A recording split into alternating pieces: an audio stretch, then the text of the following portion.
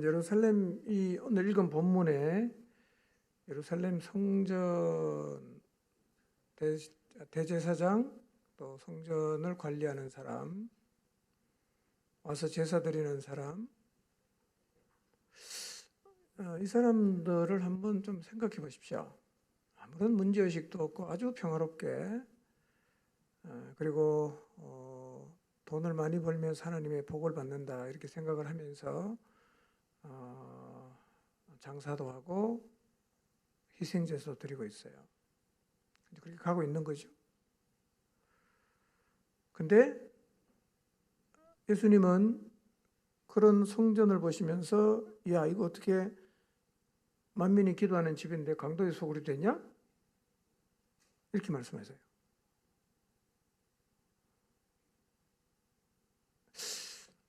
오늘 우리가 전혀 우리의 삶에 문제의식이 없이 잘 살고 있는데, 혹시 주님이 나를 보시면서 이 예루살렘 성전을 보시듯이, 바리새인을 보시듯이 그렇게 보시고 계실 가능성은 전혀 없을까요?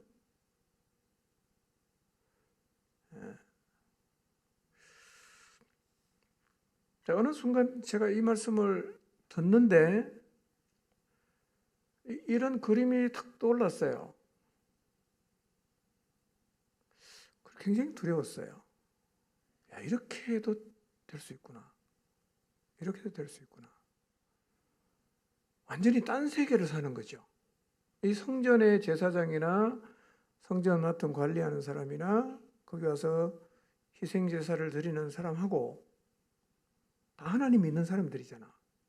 근데 그거를 바라보시는 하나님의 그 관점을 보면 완전히 딴 세상이에요. 완전히 딴 세상이에요.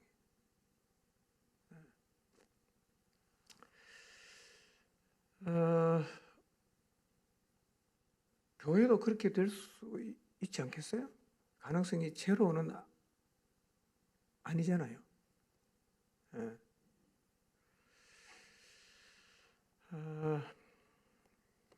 이게 둔해지면 이래 되거든요. 둔해지면, 마음이 둔해지면, 무뎌지면 여기까지 갑니다. 그리고 아무도 나는 절대 아니야 라고 말할 수 있는 사람은 없어요. 저를 포함해서 다 해당돼요. 그러니까 주님 앞에 서는 날까지 우리가 깨어있지 않고 정신을 안 차리면 이렇게 될 수도 있어요. 이렇게 될 수도 있어요. 그러니까 주님을 사랑한다고 늘 얘기하지만 그 주님하고는 아무 상관이 없는 거죠. 아무 상관이 없는 거죠. 근데 자기는 믿음이 좋다고 막 떠들어대니까 이거는 하나님 보시면 진짜 괴물들 아니겠어요? 뭐 이런 인간들이 다 있어. 이런 생각이 안 드시겠어요?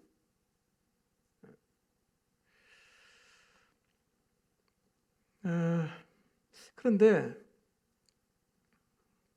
우리 마음이 둔해지는 게 그렇게 어려운 일이 아니라는 거예요. 언제 둔해질 수 있습니까? 일상에서도 둔해질 수 있어요. 일상에서도. 날마다 경험하는 거죠. 방탕. 방탕은 교회 문만 났으면 다 우리 현안 아니겠어요? 방탕할 때가 세상에 참 많잖아요. 술 취함. 이것도 현안 아니겠어요? 전혀 우리 그리스도인들에게 해당 사항이 없는 게 아니라 우리도 세상에 살고 있고 술집 있는 동네에 살고 있고 방탕할 수 있는 도시에 우리 다 살고 있어요. 생활의 염려? 안 하고 살 수 있는 사람 있습니까? 근데 이런 일상이 우리 마음을 둔하게 만들어요. 저나 여러분이나 언제라도 마음이 둔해질 수 있어요. 둔해지면 이상해져요. 근데 놀라운 사실은 둔해져서 이상해진 사람은 절대로 자기가 이상하지 않다고 얘기합니다. 자기가 이상하지 않다고 그래요. 점점 더 이상해져도 자기는 아무런 문제 없다고 합니다. 한 가지를 딱 더 하죠. 끊임없이 변명합니다. 이래서 그랬다고, 저래서 그렇다고, 어쩔 수 없었다고, 당신도 내 사정되면 똑같을 거라고 계속 변명하죠.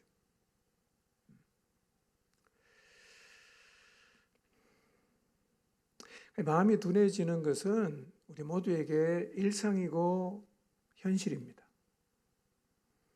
지난 한 주 여러분의 마음이 둔해지지 않았던가요?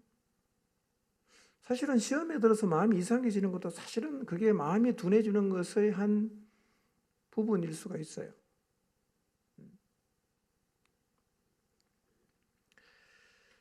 그래서 우리 마음이 둔해지면 하나님이 살아 계셔도 우리는 하나님이 안 계신 것처럼 살잖아요. 예수님이 내 안에 함께 계신다고 말하지만 예수님이 없는 사람처럼 살아간단 말이에요. 내가 지금 계속 두려움에 사로잡혀 있다. 그 다음에 그냥 걱정이, 염려가 많아서 땅이 꺼지도록 한숨을 계속 쉬고 있다. 일단 마음이 어떻게 된 걸까요? 둔해진 거죠. 염려 때문에 눌린 거. 그 다음에 하나님이 계시는데도 하나님을 하나님으로 인정을 안 하니까 우리가 걱정하고 염려하는 거 아니겠어요? 그러다 둔해진 거죠.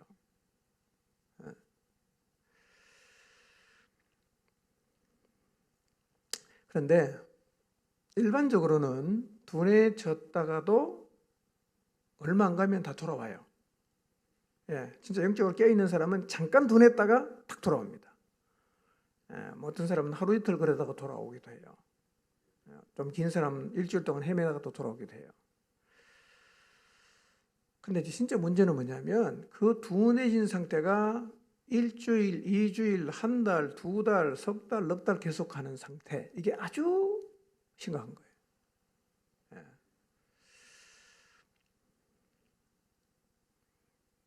지속되는 둔함은 사람을 완전히 변질시켜 버립니다.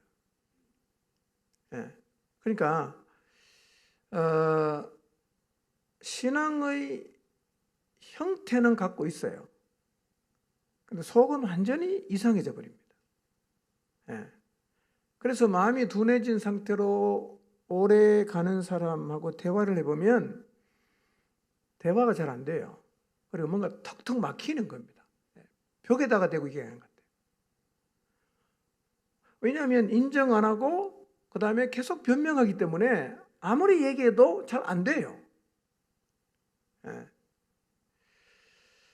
근데 이게 이제 1년이 가고 2년이 가고 연 단위로 넘어가면 이 사람은 이제 거의 괴물이 되어버린 겁니다.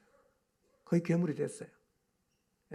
이런 경우는 진짜 하나님의 특별한 은혜가 없으면 잘 안 바뀌어집니다.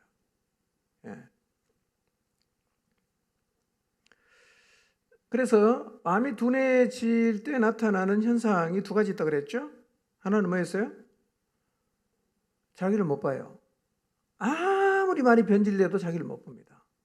그리고 자기의 모습이 변질되었다는 것을 인정 안 합니다. 안 합니다. 도리어 이렇게 말합니다. 뭐가 문제냐고. 뭐가 문제냐고. 꼭 그렇게까지 해야 되냐고. 그러니까 하나님 말씀대로 순종하고 한 걸음 더 나가자고 하면 난 그렇게 하기 싫은데 왜 그렇게 해야 되냐. 도리어 반문합니다.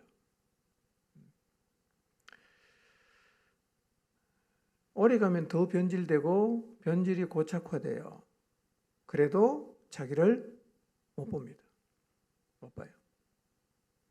두 번째는 뭐죠? 인식 자체가 너무 달라요.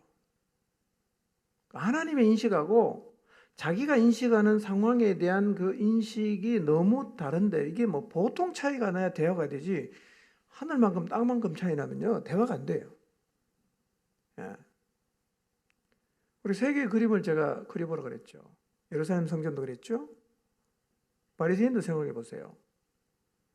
자기들은 세상에 제일 믿음 좋은 사람이에요. 예수님 뭐라고 말합니까? 화 있을 진저 외식하는 바리새인아. 그러니까 주님 볼 때는 최악이야. 자기는 최상이에요. 이만큼 인식의 차이가 납니다. 왜 그렇게 됐냐면 자기를 못 보고 회개를 잃어버리고 자기 길로 계속 가면 진짜 이상한 데까지 가버립니다. 예. 그래서 완전히 변질이 됐어요. 얘기를 해보니까 완전히 뭔가 문제가 생겼어요. 근데 뭐가 문제냐고 우깁니다. 내가 왜 이상하냐고. 나 아무런 문제가 없다고. 이게 이제 괴물인 겁니다. 잘못했는데 잘못했는 것도 모르고 회개해야 되는데 왜 회개해야 되냐고, 뭘 회개해야 되냐고 따져 묻는 게 괴물 아니겠어요? 이 정도 가면 사실은 굉장히 어려워집니다. 어려워져요.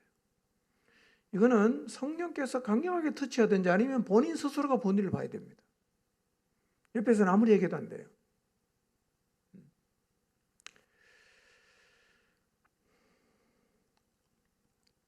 이번 주에는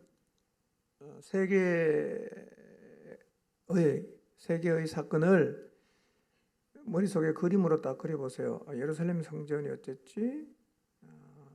예수님이 볼 때, 그들이 볼 때 이만큼 달랐구나. 바리새인 똑같죠. 라우디게아 교회 똑같잖아. 우리는 아무런 문제가 없다. 부자다, 부유하다, 부족한 게 없다. 주님 뭐라고 말합니까? 성경님은 내 곤고하고 가련하고 벌거벗고 눈먼 거 완전히 인식이 다르잖아요.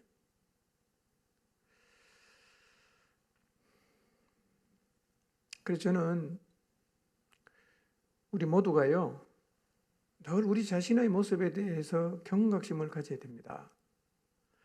그리고 정말 두려운 마음을 가져야 돼요. 이렇게 변질될 수 있는구나, 사람은.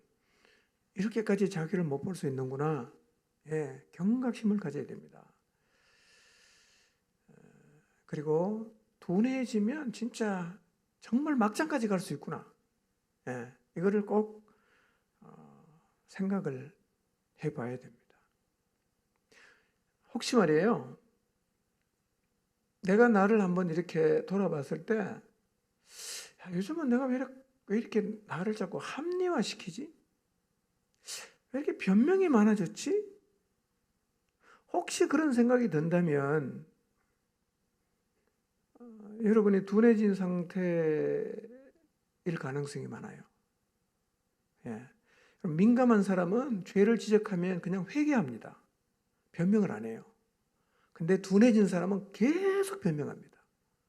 그럼 변명의 요지가 뭐냐? 아니라는 거예요. 당신이 나 보는 게 틀렸다는 거죠. 안 그렇다고, 나 절대로 그런 사람 아니라고 계속 변명합니다. 성경에도 보면요, 영적으로 껴있는 사람은 하나님 말씀하시면 다 무릎을 꿇습니다. 그리고 회개합니다. 근데 둔해진 사람은 변명합니다. 다윗은 죄를 짓고 나단 선지자가 말하니까 내가 잘못했다 그러잖아요. 사울은 뭐라고 얘기합니까? 내가 뭘 잘못했냐고. 나 시키는 거 다 했다고. 그까지 양 몇 마리 잡은 것 때문에 날 이렇게 이상한 사람 만들지 말라고 끝까지 그랬거든요. 하나님 사울 어떻게 했습니까? 안 썼어요. 넌 안 되겠다. 관로받게 냈습니다. 그리고 딴 사람 찾았어요.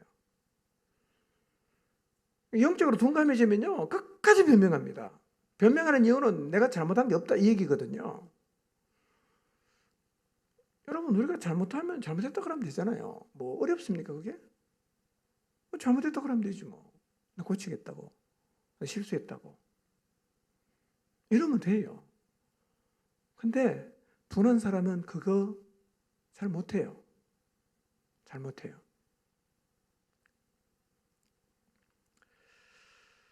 그러니까 여러분 정직하시기를 바랍니다. 자기 자신에게 정직하지 않으면 파멸하는 자리까지 갈 수 있습니다. 딴 사람이 아니고 내 자신이 그런 거예요. 저를 포함해서 다 똑같습니다. 예. 정직하지 않으면 파멸로 갈 수 있습니다. 이걸 잊지 말아야 합니다. 그래서 민감한 게 복이에요. 민감하게 은혜 잘못했네. 하나님 제가 잘못했습니다. 고치겠습니다. 이게 진짜 복이죠. 멋진 겁니다, 이게요.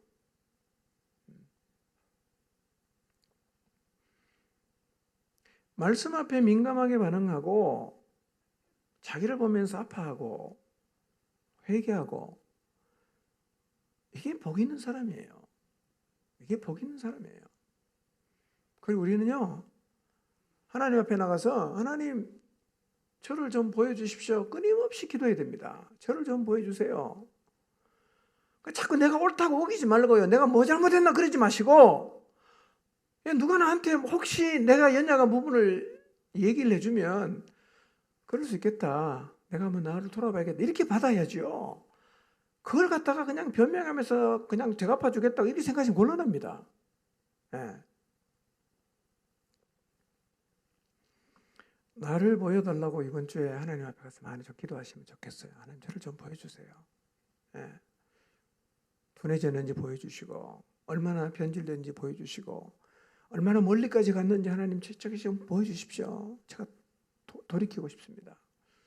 이렇게 하나님 앞에 가서 좀 기도하시기를 바랍니다.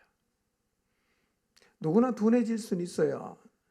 그러나 모든 사람이 다 둔해진 상태로 몇 개월, 몇 년을 가지는 않습니다. 대개는 빨리빨리 돌아옵니다. 둔해진 상태가 오래가는 것은 본인에게도 화가 되고 주변 사람에게도 화가 됩니다.